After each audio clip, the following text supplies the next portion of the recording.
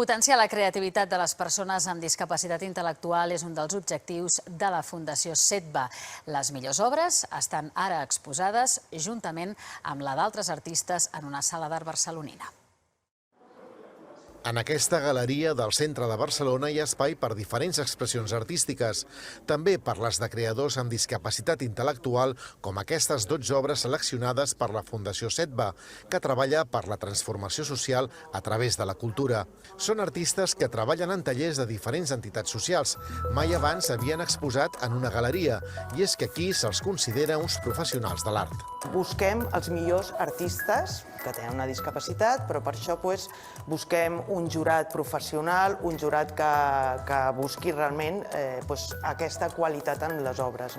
És una cosa que m'enriqueix i que, a més, podem donar precisament una programació diferent als nostres clients que estan acostumats a veure sempre les programacions que fem dels nostres artistes.